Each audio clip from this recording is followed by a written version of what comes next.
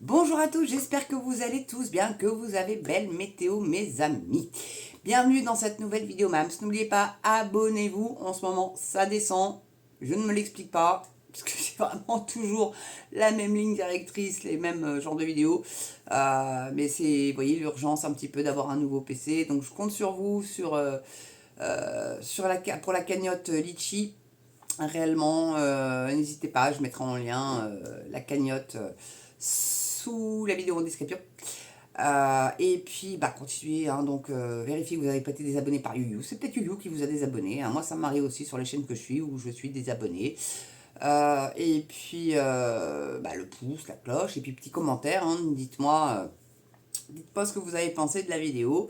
Et puis même en commentaire, allez, hein, est-ce que c'est le décorum qui plaît pas? Est-ce que c'est trop amateur pour vous? Est-ce que comment je peux l'améliorer? Dites-moi, dites-moi. Et là, pour l'améliorer, malheureusement, ma foi, un nouveau PC, donc il y a besoin de vous. Ouais. Pour Vivette, elle est toute seule, là, non, vraiment, ça serait sympa. Donc voilà, donc là, j'ai fait une vidéo déjà hier. Enfin, diffusée hier, je fais ça là le même jour, mais voilà. Euh, Parce que je voulais un petit peu savoir ce qui s'était passé au niveau international sur ce qu'ils ont pensé en fait eux de la cérémonie d'ouverture. Et vous allez voir, il y a quelques petites surprises quand même. Quelques petites surprises. Bon, donc c'est un article du JDD. Hein, bon, j'ai trouvé celui-là. Excusez-moi, excusez-moi. Voilà, parce que je l'ai trouvé intéressant tout simplement. Bon, donc JO Paris 2024. Plusieurs pays ont censuré la cérémonie d'ouverture jugée trop osée. Ouais, ouais, il y a eu... moi j'ai eu honte à ces moments-là, hein. Personnellement, j'ai voulu me cacher dans un trou de souris. Je suis toute menue, mais un trou de souris, je rentre pas dedans encore. Peut-être qu'un jour. Donc, la cérémonie d'ouverture des Jeux Olympiques de Paris n'a pas été du goût de tous les pays. Plusieurs passages de la cérémonie d'ouverture des Jeux Olympiques ont été censurés à l'international, notamment au Maghreb, et alors vous êtes assis, aux États-Unis. Quand je vous dis que le wokisme, et je l'ai dit dans la précédente vidéo, je ne vais pas le redire, c'est français. Mais eux, ils se sont pris ça, hein. Et bien non, ils ont censuré. Ils nous ont amené ça, mais eux, ils censurent. Va-t-on comprendre, Charles? D'accord. Donc c'est un article qui a été écrit par Noah Diri le 28 juillet 2024. Bon. Et c'est vrai, là, vous avez vu la passée d'illustration. Et ce qu'ils ont voulu faire, vous allez le découvrir tout de suite. Donc, parce que ça n'a pas été dit par Daphné Burki exactement. Elle a parlé de Dionysos, mais elle n'a pas parlé du reste du bordel, en fait. Donc, la cérémonie d'ouverture des Jeux Olympiques de Paris a rassemblé plus d'1 milliard de téléspectateurs vendredi 26 juillet. Un spectacle placé sous le signe de l'inclusion, ce qui n'a pas forcément été du goût de plusieurs régions du monde bien plus conservatrices que ne peut l'être l'Occident. Ça n'a pas plu non plus à certains Français, hein. Il n'y a pas que le reste du monde. Alors le JDD, mes spectateurs, plus d'1 milliard de spectateurs. Apprenez le français au JDD, c'était les spectateurs. Parce que spectateurs, il y avait quand même 300 à 400 000 personnes, hein, je crois, qui étaient sur les quais de Seine à se faire Tahiti douche, quoi. Vous vous rappelez la pub? Sous les pluies torrentielles, ça se douchait, c'était nickel, hein, ça rinçait bien les cheveux et tout, hein. Alors, bon, en tout cas, bref, petite parenthèse fermée, mais c'est vrai qu'il y avait François Hollande, donc forcément il y avait de la flotte, hein. Comme je l'ai suggéré dans la précédente vidéo, il faut l'envoyer dans les pays où il pleut pas, ils vont avoir de la flotte sans aucun souci. C'est incroyable, il est incroyable cet homme. Enfin bref, ah flambi flambi. Donc, j'en étais où, moi, à force de... Donc, ainsi, plusieurs pays ont décidé de ne pas diffuser l'intégralité du spectacle, comme l'ont rapporté de nombreux téléspectateurs et le magazine Marianne. La séquence polémique est celle où le chanteur Philippe Catherine apparaît presque nu, entièrement recouvert de peinture bleue, sortant d'une cloche. Sortant d'une cloche, le mec. Bon, allez. Cette interprétation baroque de Dionysos, le dieu du vin, de la vigne et du théâtre, des festivités et de leurs excès, réalisée par l'artiste célèbre pour son tube Luxor, a provoqué des réactions contrastées, voire la colère de certaines institutions. D'autant plus que derrière lui se tenait une reconstitution de la scène Le dernier repas du Christ peint par Léonard de Vinci, mettant en scène des drag queens. Non mais il n'y avait pas que des drag queens. Il y avait des Conchita Wurst, des lesbiennes, enfin il y avait toute la communauté LGBTQ+, représentée derrière. Voilà, bon. J'ai rien, encore une fois, j'ai strictement rien contre ces gens-là. Mais bon, c'est plutôt cohérent finalement, puisque Dionysos, dieu du vin, de la vigne, du théâtre, des festivités et de leurs excès. Mais bon, bref. Ça c'est franchement. Bon, bref. Donc censure au Maghreb et aux États-Unis. Bon, ça au Maghreb, on s'en doute un petit peu quand même. Hein. Donc les chaînes de l'audiovisuel public marocain n'ont pas diffusé la séquence. La télévision du royaume alaouite lui substituant une image du musée du Louvre. D'autres internautes ont constaté une censure similaire des passages avec les drag queens par la télévision algérienne. Selon le journal L'Équipe, si les télévisions chinoises et australiennes de leur côté ont retransmis les images dans leur intégralité, les commentateurs auraient montré un certain embarras face à ces séquences. Ouais, bah ouais, hein, mais je pense que ça n'a pas embarrassé que le reste du monde. Hein. Certains Français aussi, je pense, ont dû un petit peu tiquer, pour pas dire autre chose. Voilà. Donc aux États-Unis, des spots publicitaires et des images des équipes olympiques américaines ont été diffusés par NBC pendant la chanson de Philippe Catherine. NBC Universal a diffusé en continu 14 heures de la cérémonie d'ouverture hier. 14 heures, la cérémonie durait 4 heures. Donc je vous laisse compter combien de fois ils l'ont diffusé en boucle en fait le truc. Donc au public américain, dont 6 heures en direct dans l'après-midi. Mais 6 heures, ça peut pas coller. Qu'est-ce qu'ils ont foutu? Ah, ça doit être les pubs et des pubs et des pubs, j'en sais rien. Enfin bon, ils ont rajouté 2 heures de quoi? Ça, va savoir. Si un téléspectateur souhaitait voir l'intégralité de la cérémonie, il pouvait la regarder. Donc ils n'ont quand même pas enfreint les libertés de ceux qui voulaient les voir en entier.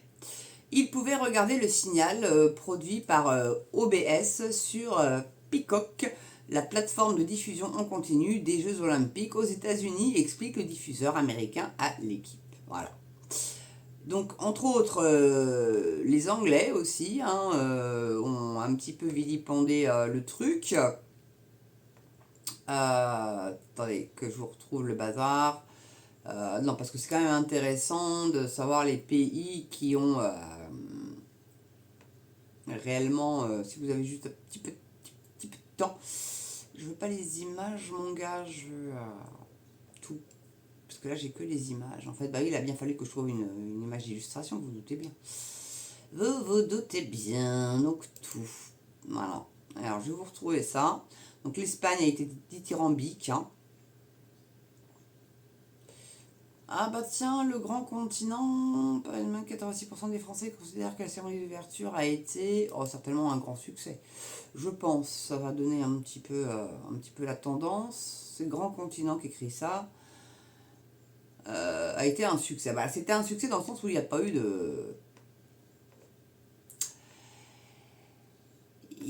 eu d'attentat ou de... Voilà. Je pense que c'est plutôt dans ce sens-là. Attendez, parce que j'avais eu un truc vu du Japon et des États-Unis. De quoi? Alors, vu des États-Unis, on sait ce que ça a donné. Donc, le Japon, apparemment, c'est vrai qu'ils sont assez puritains au Japon. Hein. Alors, là, c'est mis que ça a globalement plu au Japon et aux États-Unis, même si des voix conservatrices ont émis quelques critiques. Bon.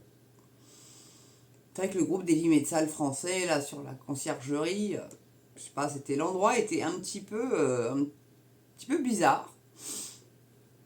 Petit peu, hein, après, voilà, ils ont coupé quand même, ou été emprisonnés, du moins, les aristos, enfin, il y a eu énormément de têtes coupées, hein, c'est plus de 4000, hein, il n'y a pas eu que les rois, hein, bon, enfin voilà, enfin, en tout cas en Espagne, j'arrive pas à retrouver le truc, c'est quand même dingue ça.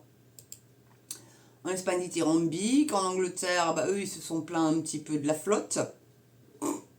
Pour des Anglais, je trouve ça un petit peu osé quand même. Non, mais vraiment, quoi. Enfin, voilà, quoi. Sinon, ouais, dans l'ensemble, c'était logique que les pays du Maghreb n'allaient pas apprécier cette séquence wokiste. Alors, j'avais dit dans une précédente vidéo, je savais plus qui c'était trop, hein, qui avait été promulgué l'homosexualité, etc. Et dans les pays africains, alors je crois que c'était au Togo, c'était Mélenchon, c'était la Mélenchette. Je sais plus, je vous avais dit qui déjà, je sais plus. Séjourné, je crois que je vous avais dit, ouais, mais non, c'était Mélenchon. Ah, il s'est fait recevoir, à mon avis. Hein. Non, mais d'où tu viens c'est passible, je crois que c'est au Togo. C'est passible d'une peine de prison d'être homo. Bah, d'autres pays, c'est la peine de mort, hein, ou de la dilapidation. Dans certains pays civilisés du Maghreb, c'est carrément, on te fait sauter du 10e étage, hein, et tu te craches au sol et après coup de pied, coup de enfin, lapidation, etc. Quoi. Bon, c'est que des joyeusetés. Enfin bon bref, c'est pas bon être homo partout apparemment. Alors c'est bien rigolo quand si les queers avec la Palestine, vaut mieux pas que tu y ailles. Tu peux soutenir le peuple après tout, hein, ils se font, pardon, pas ils se sont fait, ils se font génocidés par Netanyahou. Bon, ils gagnent du terrain, hein. Eh oui, oui, oui, hein, ils bombardent l'aide humanitaire, ils coupent l'eau, enfin c'est quelqu'un d'absolument délicieux, Netanyahou. Enfin, voilà quoi. Et selon lui, après lui, le Messie. Bon, bah écoute, hein, on fera peut-être pas pire. Hein. Non, mais c'est une horreur ce qui se passe là-bas. Donc, mais par contre, voilà, comme j'expliquais sur la précédente vidéo, il y avait certaines délégations, il y avait Israël et il y avait la Palestine. Donc comment ça va s'entendre tout ça? Et c'est Fort Knox, hein, la délégation d'Israël. C'est la BAC, la Brave, les CRS, la gendarmerie, enfin bref, c'est tout un cortège autour pour protéger des athlètes. C'est vous qui payez ça, hein, leur protection. Ce qui est normal en soi, mais bon, à ce moment-là, est-ce que c'était réellement intelligent, surtout avec ce qui s'est passé à l'Eurovision pour la candidate israélienne, est-ce que c'était réellement... alors je ne vais pas faire ma bompard, mais c'était peut-être un petit peu dangereux. C'est peut-être un petit peu dangereux quand même pour eux. Ben, même si tout le monde a le droit d'y participer, sauf les Russes. Hein. Bon, eux, ça pue du cul. Ça pue du cul. Ça pue du cul. C'est comme Taïwan. Apparemment, ça pue du cul. Bon, ils ont pu être vus sur une... alors eux, ils étaient sur une petite péniche. Il y en avait qui étaient sur des petites barcasses, les pauvres. Vraiment, bon. Où ils mettaient plusieurs pays ensemble. Donc voilà, petite délégation norvégienne apparemment. Ouais, il y a un gars sur le 800 mètres qui est assez fort. Donc, Heia Norge. Bon, ils vont pas remporter beaucoup de médailles, je pense pas. Bon, enfin, on a déjà quelques médailles quand même françaises, cocorico, hein, donc faut pas déconner. Mais ça, je me semble que je l'ai déjà dit dans la vidéo précédente. Je ne vais pas me répéter, mais je vous tiendrai au courant des médailles si jamais, au grand jamais ça vous intéresse. Voilà, en tout cas, je voulais vous faire part de ça parce que voilà, quoi, on est passé pour quand même un petit peu des dépravés. Je ne sais pas s'ils ont diffusé le trouble et s'ils ont diffusé les trans et tout le team aussi, quoi, parce qu'il n'y avait pas que la scène avec Philippe Catherine, quoi, qui pouvait choquer et gêner. Hein, il n'y avait pas que ça. Il y avait aussi tout le reste. LGBTQ+, hein, j'entends. Hein, après, le reste de la cérémonie, non, faut pas déconner. Dans Lady Gaga, c'était sympa. Et puis voilà, quoi. Mais bon, voilà ce que pensait la presse internationale. J'aurais voulu avoir vraiment les unes, les articles de journaux, mais ça, j'ai pas eu. Ou j'ai peut-être pas cherché assez, je sais pas. Mais c'est vrai que, ouais, Ah, prix du billet. Ah, ouais, ouais. Bah, il paraît qu'il y en avait à 11 000 boules. Hein. Bon. Qui se paye ça? Non, enfin bref. En tout cas, merci d'avoir regardé cette vidéo, mes amis. N'oubliez pas, pouce, cloche, abonnement. Continuez de vous abonner, allez-y. Partagez sur vos réseaux sociaux si vous en disposez. Et bouche à oreille, ça fonctionne pas mal non plus.